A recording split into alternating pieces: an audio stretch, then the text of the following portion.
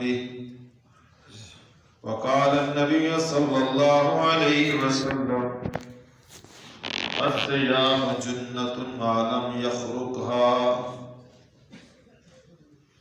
وقال النبي صلى الله عليه وسلم من لم يدع قول الزور والعمل به فليس لله حاجة أن يدع طعام وشرابه.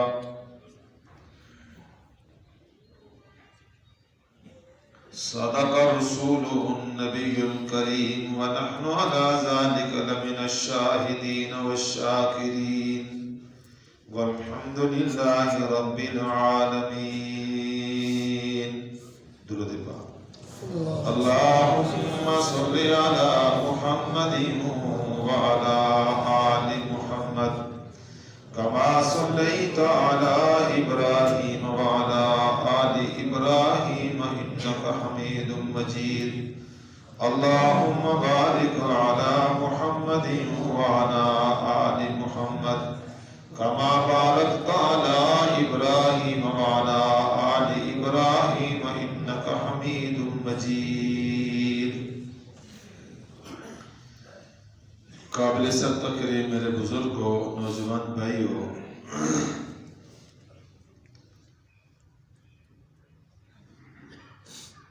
اللہ تبارک و تعالی نے اہل ایمان پر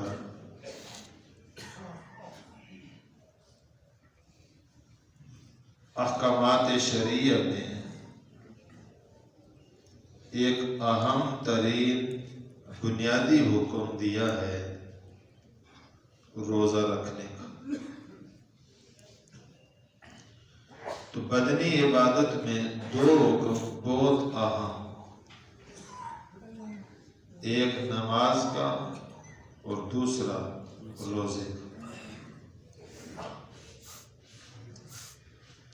اور نماز فرض ہوئی روزانہ کی بنیاد پر اور روزہ فرض ہوا سال کی بنیاد پر. وجہ فرق بالکل آسان کہ روزانہ کی بنیاد پر نماز پڑھنے میں اتنی مشقت نہیں. روزہ اگر روزانہ کی بنیاد پر ہوتا تو مشقت ہوتی.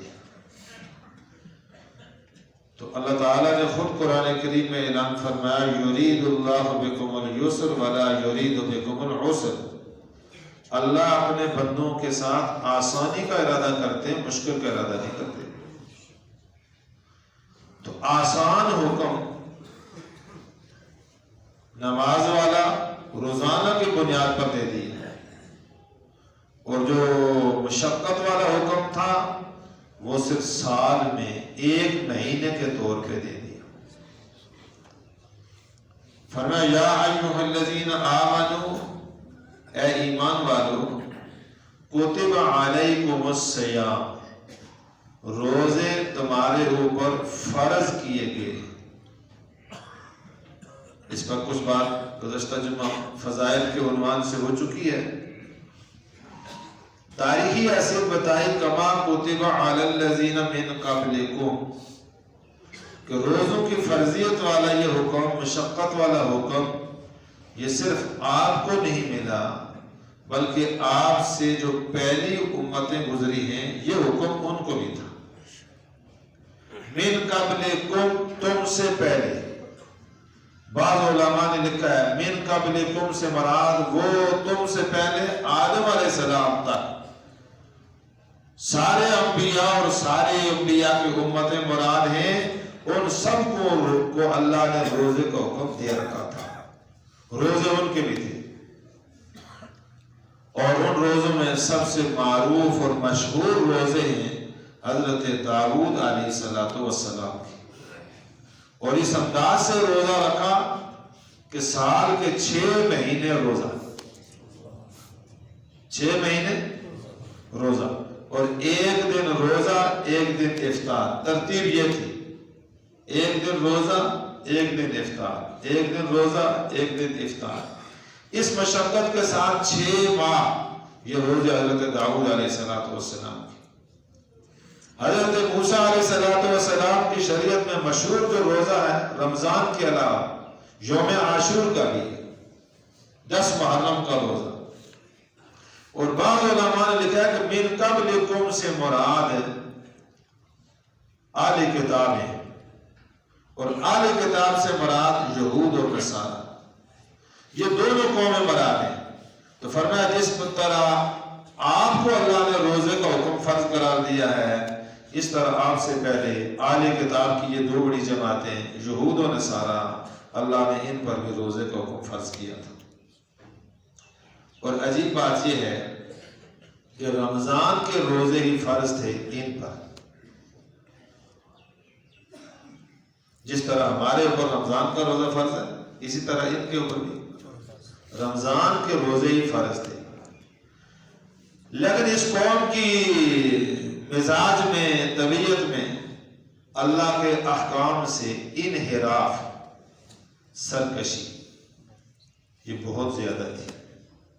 یہ اللہ کے احکام کو توڑنے مروڑنے والے تھے. وہ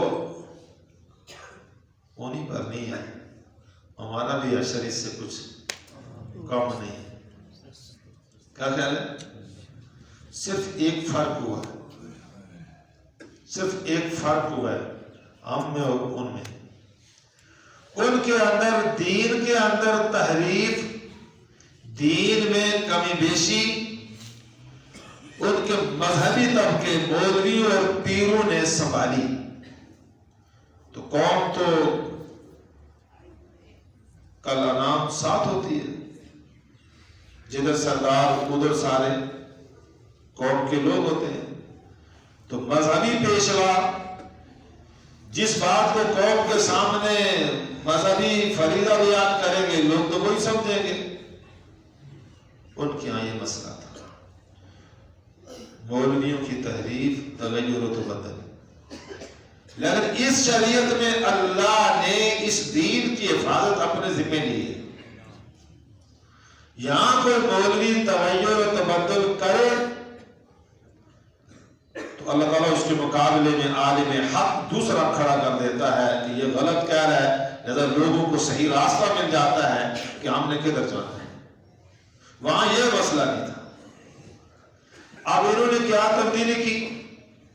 رمضان کے روزے ان کو ملے تو آپ کو پتا نا رمضان گھومتا ہے پورا سال، کبھی جنوری کبھی جون، کبھی جنوری اور کبھی جون، کبھی گرمی اور کبھی سردی، کبھی دن بڑے اور کبھی دن چھوٹے. تو یہ پورا سال گھومتا رہتا رمضان کا مہینہ، کبھی کس مہینے میں، کبھی کس مہینے میں، کبھی کس مہینے میں.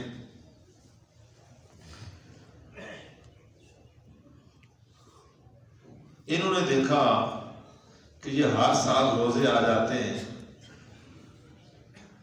گرمی میں، جب تو مشکل ہوتا ہے، مشقت ہوتی ہے، بھوک ہوتی ہے، پیاس ہوتی ہے. اور جب یہ جنوری میں آ جائے تو اس وقت سردی ہوتی ہے، اور سردی میں بھی ٹھنڈ کے اندر روزہ رکھنا آسان نہیں ہے. اگرچہ دن چھوٹا ہوتا ہے لیکن شدید سردی ہو تو ہر آدمی کا دل کرتا ہے کوئی گرم گرم، کوئی چائے ہو، کوئی جلیبی ہو، کوئی کہوہ ہو، کچھ تو ہو، تب آدمی کا دل گزرتا ہے.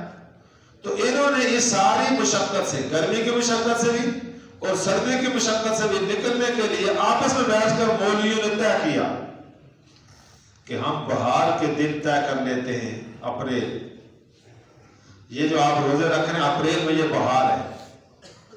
اس موسم کا روزہ سب سے اچھا روزہ ہے، نہ بہت لمبا دن، نہ بہت چھوٹا، نہ بہت گرمی، نہ بہت. اور تراڑکھل والے اگر اس موسم کے روزے نہ رکھو تو پھر ان سے بھی بدتا ہے جنہوں نے اپنے لیے یہ بہار تعین کی. تو اللہ کا حکم رمضان تھا، انہوں نے رمضان کو کینسل کر کے اپریل رکھ دیا. یہ تبدیلی پہلی تو یہ ہوئی. پھر کہنے لگے ظاہر ہے یہ تھوڑی کمی تو ہے، استغفار کرنا چاہیے. تو اس کا ازالہ کرتے ہیں. ازالہ یہ ہے کہ رمضان کے روزے 30 ہیں، ہم کفارے کے طور پہ 10 روزے مزید ڈال دیتے ہیں، تو کتنے ہو گئے؟ 40۔ اب 40 شروع ہو گئے، ایک چلا روزوں کا۔ کچھ وقت گزرنے کے بعد ان کا ایک بادشاہ بیمار ہو گیا، تو منت مان لی کہ اگر میں ٹھیک ہو گیا، اتنا صوفی بادشاہ تھا، اللہ صوفیوں سے بھی، ہاں، یہ طبقہ مشائخ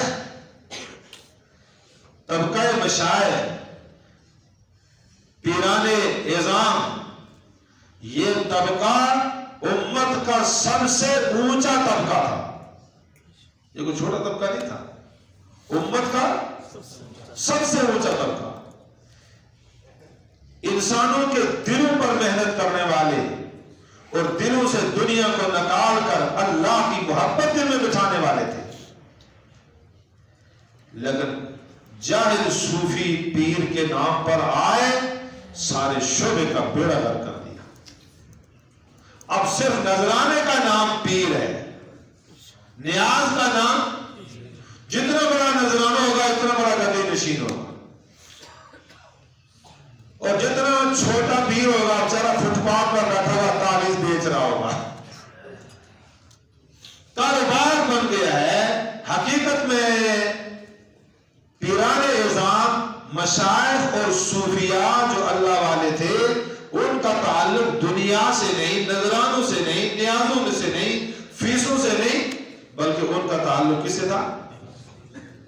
بندوں کے دلوں پر محنت کر کے، دنیا کو نکال کر اللہ کی محبت دل میں بچھانا اور اللہ کو دل میں بسانا۔ وہ یاد آ گیا ندیم شاہ صاحب رحمۃ اللہ علیہ، اللہ کی قبر پر کروڑوں رحمت نازل فرمائے۔ وہ ایک جعلی صوفیاء کا نقش کھینچتے تھے کبھی خوبصورت انداز سے، تو کہتے تھے سجدہ کے بیٹھے ہیں حجرائے تقدیس میں، بڑا مقدس حجرا ہے، وہاں آپ جائیں تو مسجد سے بھی زیادہ احترام سمجھا جاتا ہے۔ سجدہ کے بیٹھے ہیں حجرائے تقدیس میں، بڑھ کے ہیں مگر میں، بڑھ کے ہیں تلبیس میں، ابلیس سے ٹیکس سمجھو یا کہ جزیہ یا نیاز، ٹیکس سمجھو یا کہ جزیہ یا نیاز، کہ رنگ سب ہیں پیر جی کی فیس میں، جبرن لیتا ہے تو لگتا ہے ٹیکس وصول کر رہا ہے، اور تمہارے ذمہ ہر صورت لازم ہے تو لگتا ہے جزیہ ہے، جزیہ ذمیوں سے وصول کیا جاتا ہے۔ اور اس میں نورانی دعو یہ ہے کہ وہ گویا کہ پیر صاحب فیس وصول کر رہے ہیں مریض سے سالانہ، حاضری ہے یہ تمہاری۔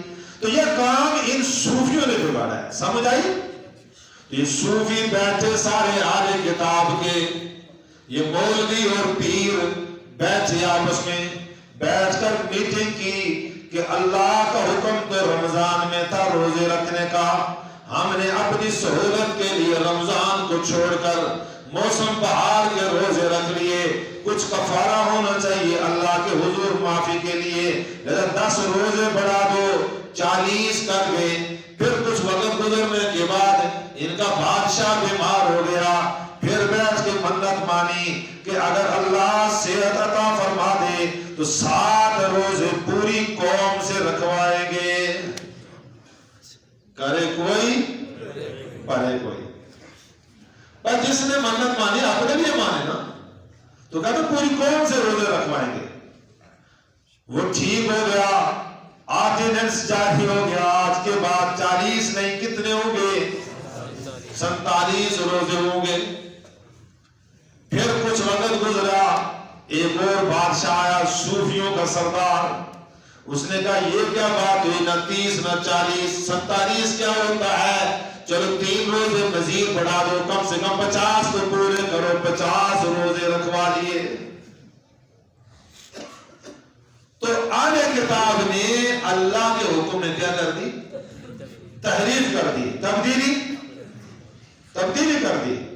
اللہ نے فرمایا میں نے روزے تو جس طرح آل ایمان تم پر فرض کیے رمضان کے مہینے میں، اسی ترتیب سے ہم نے روزے فرض کیے تھے تم سے پہلے آل کتاب کے لوگوں پر، لیکن وہ اس امتحان میں پورے نہیں اترے. تم نے اس امتحان میں پورا اترنا ہے. یا اللہ آپ نے ہم سے سال میں 1 مہینہ روزے رکھوانے کا حکم دے دیا، کھانا ہمارا دل کو چھڑا دیا، پینا ہمارا چھڑا دیا، ہمارا تعلق جو ہے وہ ہر طرح کا آپ نے منقطع کروا دیا. یا اللہ اس روزے سے ہمیں فائدہ کیا ہوگا؟ رب تعالیٰ نے فرمایا روزے کا بنیادی مقصد یہ ہے لعلکم تتقون، لعلکم تتقون، لعلکم تتقون.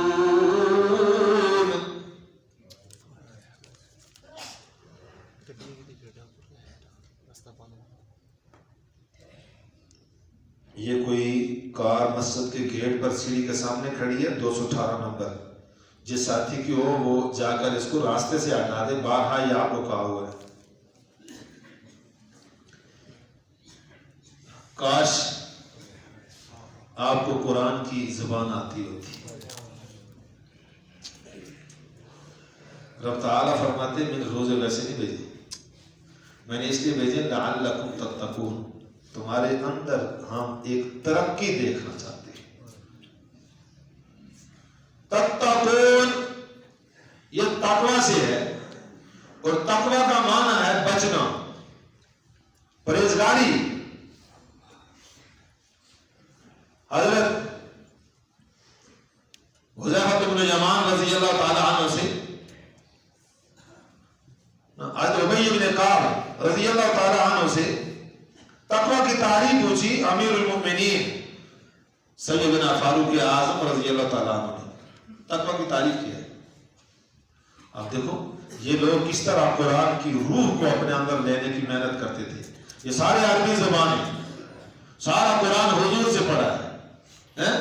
حضور کے جانے کے بعد اپنی زندگی میں ایسا محاسبہ کہ دوسرے سے معلومات کرتے ہیں کوئی ہمارے اندر کمی تو نہ آئی ہو. ابی بن کعب رضی اللہ تعالیٰ عنہ سے پوچھا تقوی کی تعریف کیا ہے؟ تو ابی بن کعب رضی اللہ تعالیٰ عنہ چھوٹے آدمی نہیں تھے، بہت بڑے آدمی تھے. بس ایک ہی بات ان کے فضیلت کے لیے بہت بڑی ہے کہ امام الانبیاء حضرت محمد صلی اللہ علیہ وسلم نے ان کو بلا کر کہا ابی ذرا قرآن تو سناؤ، قرآن تو سناؤ. تو ابی بن کعب کہنے لگے یا رسول اللہ انزل علیک، قرآن تو آپ پر اترا ہے، میں آپ کے سامنے پڑھوں؟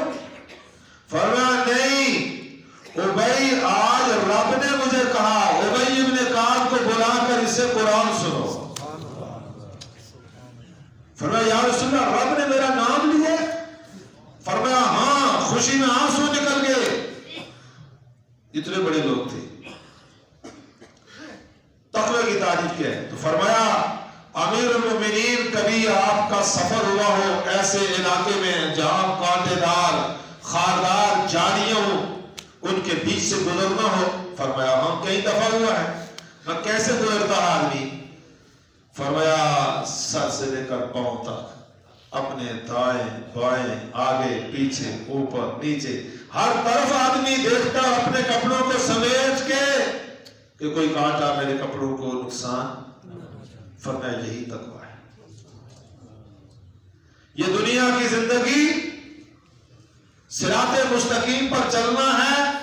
اس راستے کے آس پاس شیطان کے بچھائے ہوئے نفسانی خواہشات کے، مکر و فریب کے، دجل کے، جھوٹ کے، حسد کے، کینے کے، بغض کے، بخل کے، غیبت کے اتنے کانٹے ہیں، اتنی خاردار جھاڑیاں ہیں.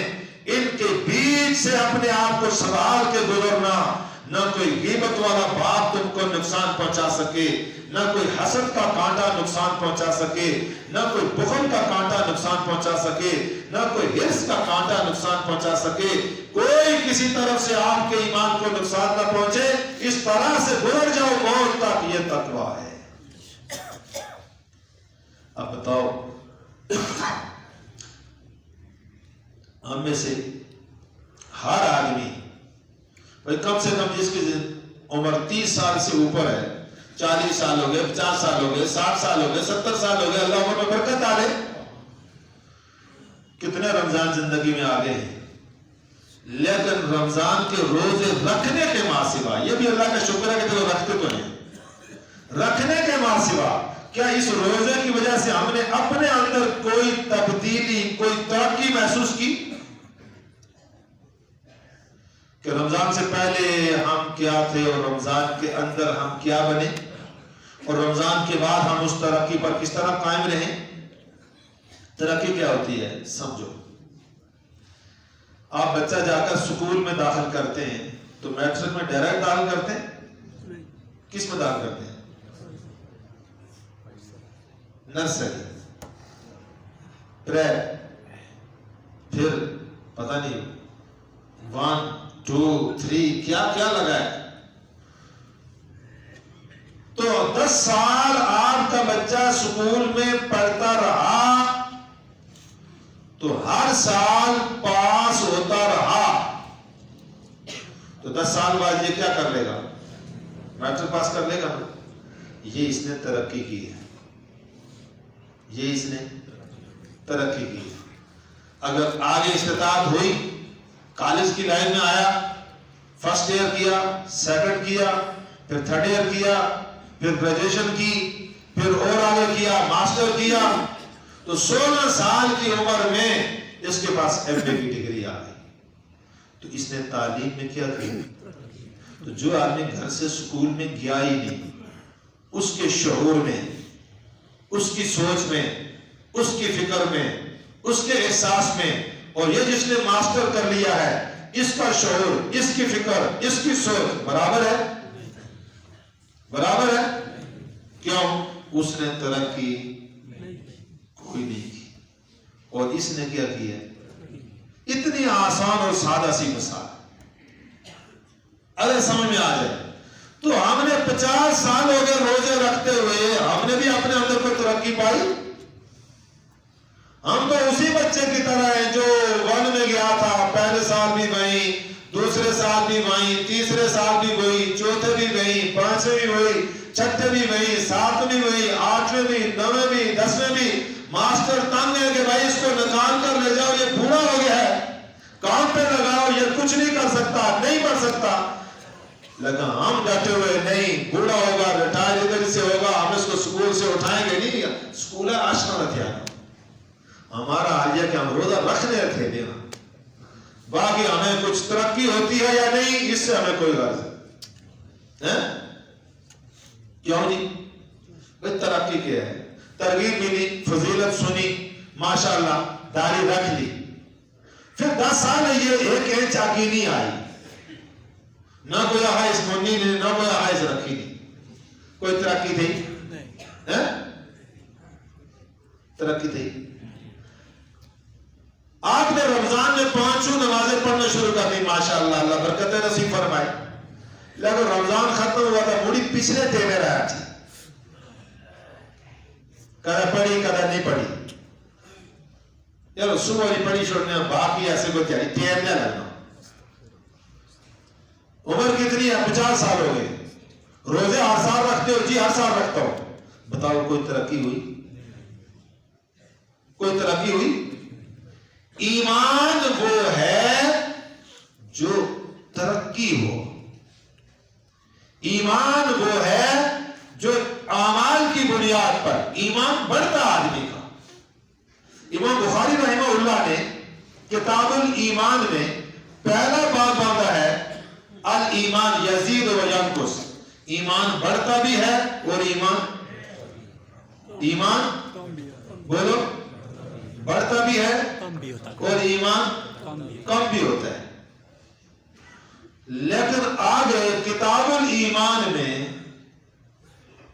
کئی ابواب لائے اور ان سارے ابواب میں ذکر اعمال صالحہ کا ہے.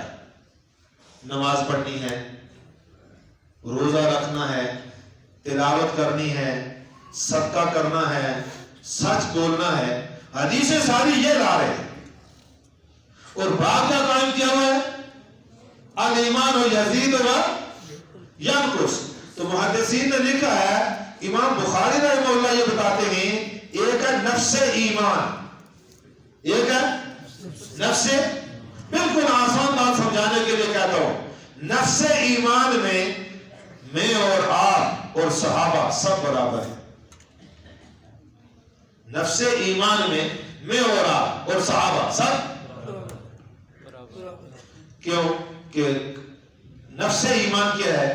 لا الہ الا اللہ محمد رسول اللہ. یہ آپ نے پڑھا، آپ کو مسلمان مانا جائے گا، آپ کو مسلمان لکھا جائے گا، آپ کا جنازہ پڑھا جائے گا، آپ کو مسلمانوں کے قبرستان میں دفن کیا جائے گا، آپ کے میراث پر شرعی احکام نافذ ہوں گے، آپ مسلمان ہیں. نماز ساری زندگی آپ نے نہیں پڑھی، ہم آپ کو کافر نہیں کہیں گے. روزہ آپ نے ساری زندگی نہیں رکھا، ہم آپ کو کوئی کافر نہیں کہیں گے. زکات آپ نے کوئی نہیں دی، آپ کو کافر نہیں کہیں گے. بس نفس ایمان موجود ہے، لا الہ الا اللہ محمد. تو نفس ایمان، ابو بکر نے بھی یہی کلمہ پڑھا تھا، عمر فاروق رضی اللہ تعالیٰ عنہ نے بھی، سارے صحابہ رضی اللہ عنہ اجمعین نے یہی کلمہ پڑھا، ازواج مطہرات نے یہی کلمہ پڑھا، تابعین نے یہی کلمہ پڑھا، تبع تابعین نے یہی کلمہ پڑھا. تو پھر کیا وجہ ہے کہ آج ہمارا ایمان ان کے ایمان کے قریب ہونا تو بہت دور کی بات، زمین و آسمان کا فرق بھی کم ہے ان کے ایمان کے درجوں میں اور ہمارے ایمان کے درجوں میں فرق زیادہ ہو گیا. وجہ یہ ہے کہ نفس ایمان ہم نے لایا، آگے ہم نے ترقی. امام بخاری رحمۃ اللہ علیہ نے آگے سارے باب باندھے ہیں اعمال کے اوپر. تو محدثین نے لکھا ہے ایمان، نفس ایمان تو لا الہ الا اللہ محمد اقرار باللسان و تصدیق بالقلب، یہ نفس ایمان ہے. لیکن ایمان میں ترقی آتی ہے نماز پڑھنے سے. اب جو آدمی کلمہ پڑھتا ہے لیکن نماز نہیں پڑھتا، اور جو آدمی پانچوں نمازیں پابندی سے پڑھتا ہے، اس پانچوں وقت کے نمازی کا ایمان اس کلمہ پڑھنے والے کے ایمان سے بڑا ہوا ہے. نکل سمجھ آئی؟ اور آپ ایمان کی مجلس سے بیٹھ جائیں، یہ جس مجلس میں آپ اس وقت بیٹھے ہوئے ہیں اور ابھی آپ دین کی باتیں سن رہے ہیں، تو اس مجلس میں جو اپنے اندر کے ایمان کی کیفیت ہوتی ہے، باہر جا کر یہ کیفیت ہوتی ہے. تو کیا بات ہے، یہاں بیٹھ کر ایمان بڑھتا ہے، یہاں بیٹھ کر ایمان بڑھتا ہے، قرآن پڑھنے سے ایمان بڑھتا ہے. اب پورا سال یہ قرآن کی تلاوت نہیں کرتا تو ایمان تو دب جائے گا. اب ایمان بڑھتا ہے اعمال سے، تو اللہ مرتبہ فرماتے ہیں لعلکم تتقون. ہم نے روزے کا حکم اس لیے لایا کہ تمہارے اندر تقوی والی صفت پیدا ہو، تمہارے اندر پرہیزگاری والی صفت پیدا ہو. روزہ رکھو تو فرمایا من صام رمضان ایمانا و احتسابا، جس نے رمضان کے روزے رکھے، اول شرط ایمان کے ساتھ، عقیدہ سلامت ہو، عقیدہ توحید والا، شرک کا عقیدہ نہ ہو، عقیدہ رسالت والا، بدعات کا عقیدہ نہ ہو، عقیدہ آخرت والا، دہریت کی طرف مائل نہ ہو، آخرت کا منکر نہ ہو، ایمان صحیح ہو جو اللہ اور اللہ کے رسول نے سمجھایا، ایمان درست ہو. فرمایا من صام رمضان ایمانا و احتسابا، پھر روزے رکھنے کے بعد ایمان میں اپنا محاسبہ کرتا ہے، صبح سے لے کر شام تک اپنے روزے میں احتساب. احتساب کس بات کا؟ فرمایا صبح سے لے کر شام تک اپنی نظر کو اپنے قابو میں رکھنا ہے، کہیں غلط جگہ نہ پڑے، کسی غیر محرم پر نظر نہ جمے، کہیں نظر نہ ٹکے، اور اپنی زبان پہ قابو رکھنا ہے. صبح سے لے کر شام تک میری زبان کہیں غیبت تو نہیں کر رہی، میری زبان کہیں چغلی تو نہیں کر رہی، میری زبان کسی سے حسد کی بات تو نہیں کہہ رہی، میری زبان سے کوئی گالی تو نہیں نکلی، میری زبان سے کوئی جھوٹ تو نہیں نکلا. اللہ کے رسول صلی اللہ علیہ وسلم نے فرمایا من لم یدع قول الزور والعمل به. توجہ فرمایا سرکار دو عالم صلی اللہ علیہ وسلم نے جو آدمی روزہ رکھ کر جھوٹ نہیں چھوڑتا زبان سے, من لم یدع قول الزور, جھوٹ والعمل به, اور جھوٹ پر عمل ترک نہیں کرتا, فلیس للہ حاجت, اللہ کو کوئی ضرورت نہیں ان یدع طعامہ و شرابہ, یہ دن کو کھانا پینا چھوڑ دے.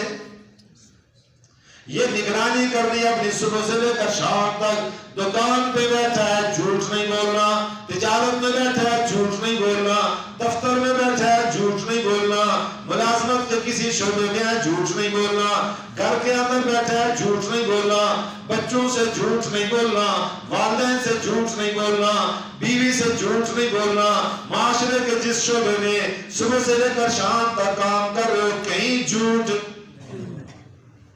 یہ روزے میں تقوی ہے. من لم یدع قول الزور والعمل به فلیس للہ حاجت ان یدع طعامہ و شرابہ. آپ سے سمجھنا کم من صائم لیس له من صیامہ الا الظمأ, کتنے روزے دار ایسے روزہ تو رکھتے ہیں لیکن سوائے دن بھر پیاس رہنے کے اور کچھ انہیں حاصل نہیں ہوتا. وَكَمْ مِنْ صَائِمٍ لَيْسَ لَهُ مِنْ صِيَامِهِ إِلَّا الْجُوعُ, کتنے روزے دار ایسے ہیں سارا دن روزہ رکھا ہے لیکن سوائے بھوک کے انہیں کچھ نہیں ملا. یہ ہے ترقی. کوئی بات سمجھ آ رہی ہے کہ نہیں؟ شکر ہے جی اللہ نے ٹھیک ٹھاک ہے جی, ایسے روزہ رکھیا نا. اچھا روزہ تو رکھا ہوا ہے لیکن آنکھ غلط استعمال کر رہا ہے, روزہ رکھا ہوا ہے زبان غلط استعمال کر رہا ہے, روزہ رکھا ہوا ہے کانوں سے گانے سن رہا ہے. اور آج کل وہ ایک اور نئی لائن دی ٹوٹی ایک کرنے, کیا رہا تھا اس کو ہینڈ فری, ہینڈ فری. ایک تو ہینڈ بھولا انہوں نے, ایک ڈائریکٹ کرنے لگی نکی جی بٹن ہے ٹوٹی ہے, بلوٹوتھ, ڈورے لانے ہونے سے کانے مشین سنیا, Bluetooth, Bluetooth, Bluetooth Bluetooth, Bluetooth, Bluetooth چنگا تھا. بلوٹوتھ سارا کی تباہ کر دیا ایمان نے. مجھے بھی ایک ساتھی نے 2 دن پہلے ایک ٹوٹی سی تھی, یہ لو, میں نے کہا یہ کیا تھا؟ ہے جی یہ موبائل نال لگنی تھا بلوٹوتھ آن کر کے اس کی بس کرنے بھائی چھوڑو, کال آئی سی تھا آپ ہی ٹک کو سی تھا بس کال کرو تو گل سنو تو موڑی گل ختم کرو, موبائل جیوا چکر دینے ضرورت نہیں. اب یہ سارا دن گانا سنتا ہوگا, کسی کو بھی آپ حدیث کیا سننا. اس لیے تربیت, یہ جمعے کا بیان تربیت ہوتی ہے. تربیت کو قبول کرے نہ کرے ہماری ذمہ داری ہے. تو یہ گانے سن رہا ہے سارا دن. اچھا اب موبائل, یہ سوشل میڈیا, فیس بک, یہ جو آپ استعمال کرتے ہیں رمضان میں, ٹھک ٹھک اوپر تک بچڑیاں گزر گئی اوپر تک ننگ چڑیاں.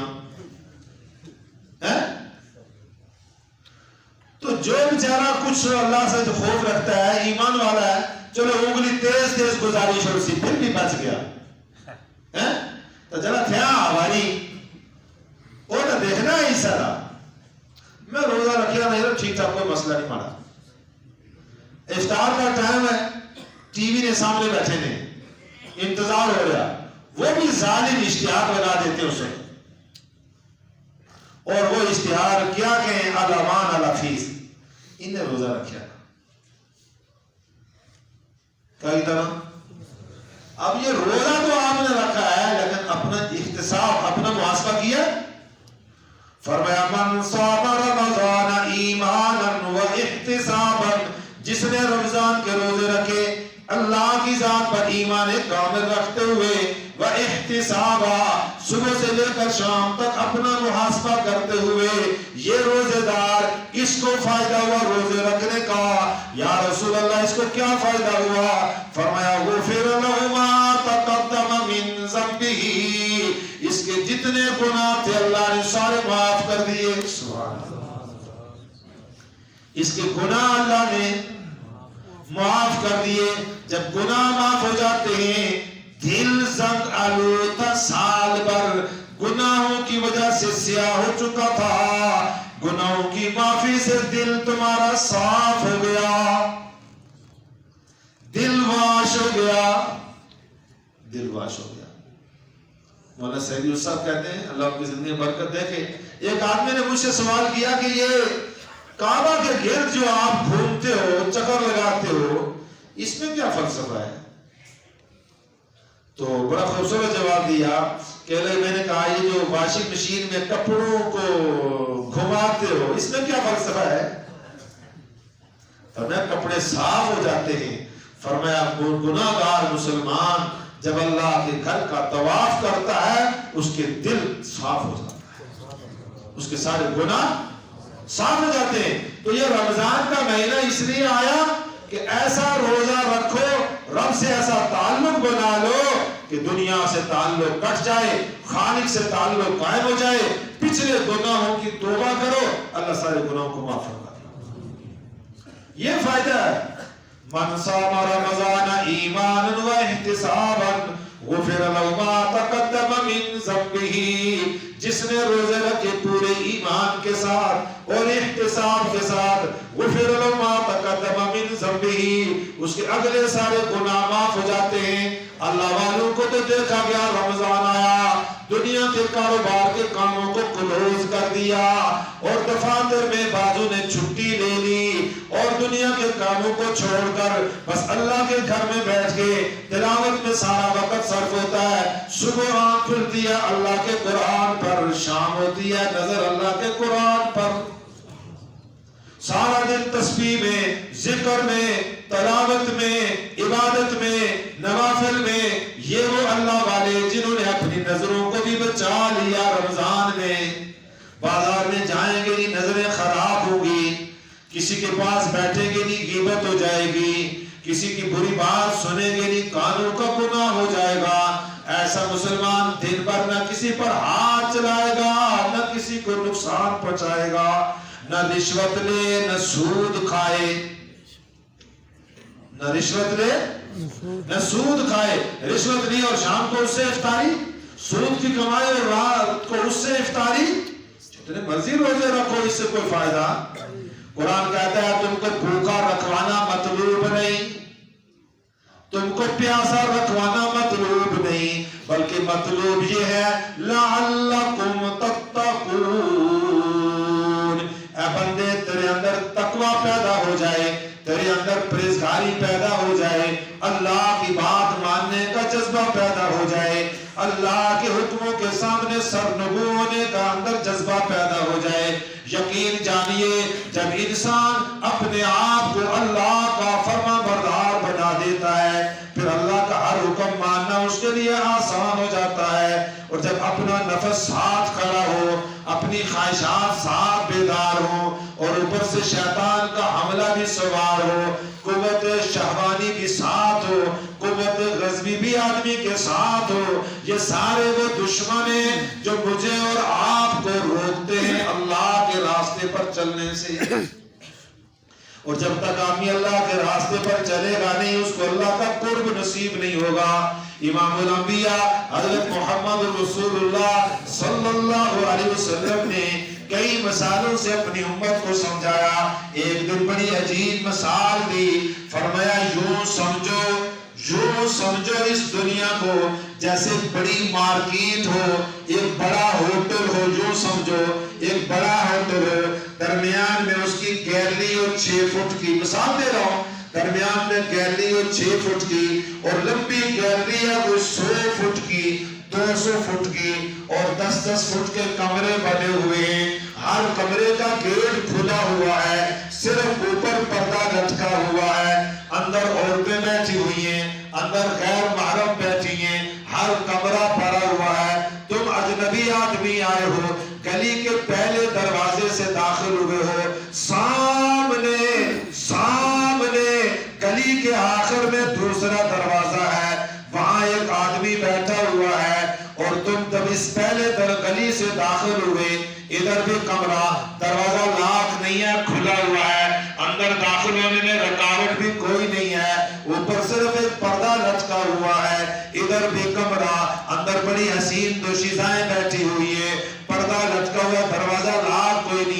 تمہیں اندر جانے میں رکاوٹ بھی کوئی نہیں ہے، اندر پردہ ہٹا کے دیکھ لو، کوئی تمہیں روکے گا بھی نہیں، لیکن اس کا جی چاہتا ہے اس دروازے میں جھانک کے دیکھو یا اس میں جھانک کے دیکھو۔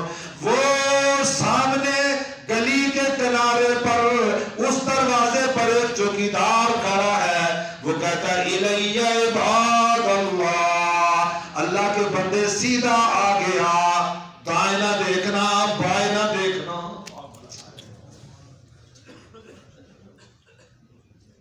اللہ کے بندے سیدھا آ، دائیں نہ دیکھنا بائیں نہ دیکھنا، ادھر بھی غیر محرم ہے ادھر بھی غیر محرم ہے، ادھر دیکھے گا تو مجرم ٹھہرے گا، ادھر دیکھے گا تو مجرم ٹھہرے گا۔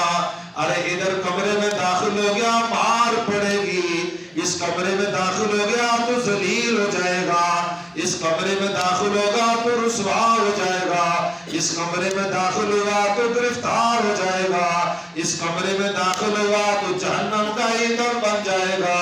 الیہ عباد اللہ، اللہ کے بندے سیدھا آگے آ جا، سیدھا آگے آ جا۔